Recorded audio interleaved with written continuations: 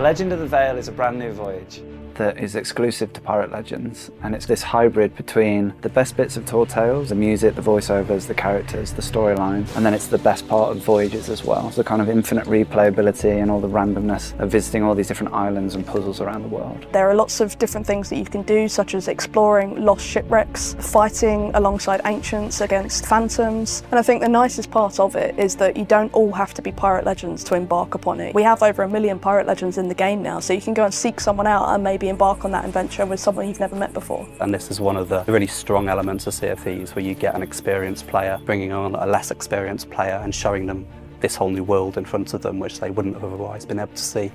So you start off with the usual where you place the quest down and then we all join in. You get the lovely banners, and this time around we actually have a new theme for the ancients where we created something that's slightly ambiguous in tone, where you're not quite sure where it's major, minor, and then it goes into a little major tone because the ancients are on the side of the Pirate Lord. And when you start off the quest, you meet the Pirate Lords and you're helping him to uncover the gems that belong to the Veil of the Ancients mask. And each chapter will uncover a new gem that you can place into this mask that then kicks off a new cutscene with the Pirate Lords, and you really feel like you're getting to know the Pirate Lord more during this quest as well. So in the voyage, we have multiple modules that every time you play one, we'll kind of shuffle them up and give you a different selection of them. So every time you play, you get a new experience, and there's a ton of different gameplay types within each of those modules. The quest itself is structured into like 3 chapters, and the ending is always the same. We wanted that to be this huge kind of cinematic set piece at the end, but the first 2 chapters are interchangeable.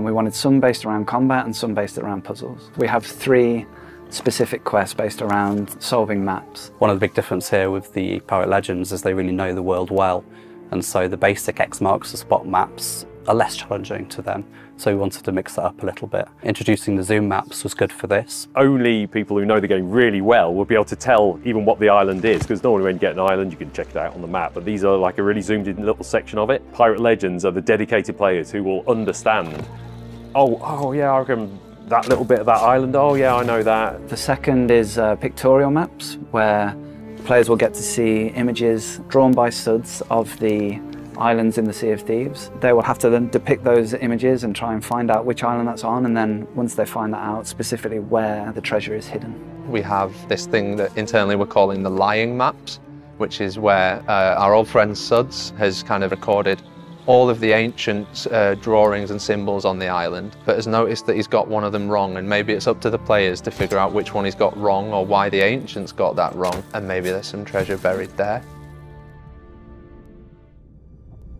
So another one of our gameplay experiences involves players diving deep beneath the waves and searching the shipwreck graveyard. So there's kind of this cluster of all these different wrecks, and they're all orientated at different angles, and it can be a little bit disorientating at first, but there's a number of different wrecks, and they've got all these kind of interesting mechanisms inside them that hide away these secret compartments on the ships. We get to use like the wreckage pieces, and the dying lights flickering to breadcrumb you through the scene.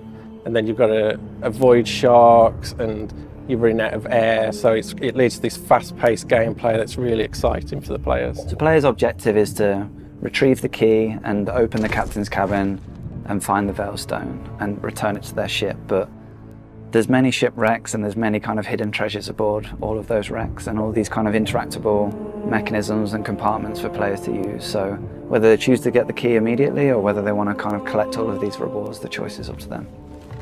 And then we have Haunted Islands, which is a spooky, mysterious experience on some of our more beautiful islands in Sea of Thieves. So as you approach, the lighting will change, the mood kind of shifts to be more ghostly and eerie.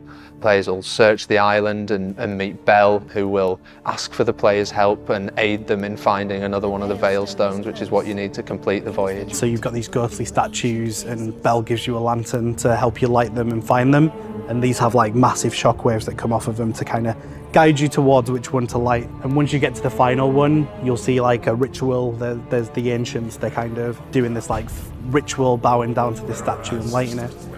Once you finally light that final statue, you end up in a fight with the phantoms, and the phantoms turn up. But what's nice about this one is the ancients also come to help you out, so you're not alone in the fight. Lore-wise, this Pirate Legend quest is really exciting. The ancients, the civilization that was before the Sea of Thieves, for the first time ever, you get to meet them in spectral form. You've brought them back. It's really exciting. It's cool having people fighting with you, but these are the ancients. You know, these are the things who've been talking about for years and years, and you finally get to meet them.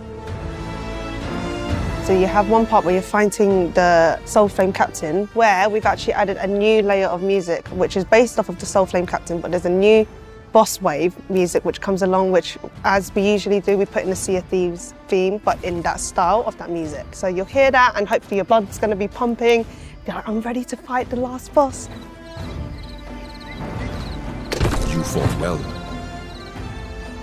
The third and final chapter of the Veil of the Ancients is always the same. It's always this huge, epic encounter where players set sail towards this tornado in the middle of the ocean. And it's super dark, and there's loads of rain, and there's all these kind of phantom ghost ships surrounding this haunted fortress. We made a massive tornado that's got lightning bolts coming off of it. We got a final concept which was from the art director, Ryan. We wanted to add like rocks to it. There's like subtle glows inside of the tornado itself to kind of show off that power coming out of it, and just trying to make it different to the visual effects that we've done at that stature. It's so epic, it's huge, and I wanted to make that feel threatening without dominating the entire mix. So I focused more on the textures that I added in, this kind of cool warbling texture that feels like the sound barrier is ripping as the tornado spins. The thunder also sounds different if you're up close versus further away, more low and booming versus really harsh and kind of feeling it in your chest. So that was one of the most rewarding but challenging parts to work on for this voyage, and I'm really excited to hear what players think of it.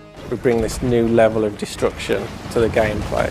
And we've had destruction in the past, in previous projects that we've delivered, but for this time we've really upped the scale. It was a major effort between environment art, technical art and visual effects to give the player satisfaction that they've actually destroyed the environment that they're playing in. And as you destroy each one of the emplacements, the tornado will eventually disappear, and you have this bigger, massive, huge emplacement that you get to destroy and turn into dust as well. It was a huge technical achievement to bring all that together. The fact we need to be able to have 6 crews at once potentially doing this in the same world is challenging in and of itself. So the fact they're able to do that, have all that working, have it all working in such a performant way, was very impressive. Cannonballs are flying everywhere, ghost ships are sailing through you, everyone's panicking, and the music sounds incredible and the lighting is atmospheric. It's an incredible moment to kind of end the voyage, and where we give players a lot of the treasure and loot that they'll get for completing this voyage once they've destroyed the fort. There's also brand new Pirate Legend cosmetics for players to get. We have a new Veil of the Ancient ship set, Veil of the Ancient weapons, and then a really cool Veil of the Ancients costume for players that can reach our new Athena trading company cap of 30. So we've upped the level cap from 20 to 30, so there's a bunch of new progress for players to do when the quest launches. Haunted Forts at the end is the bit I'm most excited for people to play, because I've been working on that, so I'm very excited, and I think it's really cool. It's something that the community have always asked for, and we're finally able to give it to them, so just being able to see their reactions and finally get what they asked for is really nice. It's great we finally be able to do it and really do it justice. It really does feel just like a completely new voyage type that we've never added into Sea of Thieves before. I know our Pirate Legends have been waiting a long time for this exclusive content, but I believe the team has built something really special here, and it'll be worth the wait. And they don't have to wait much longer now, because it's coming out on April the 21st.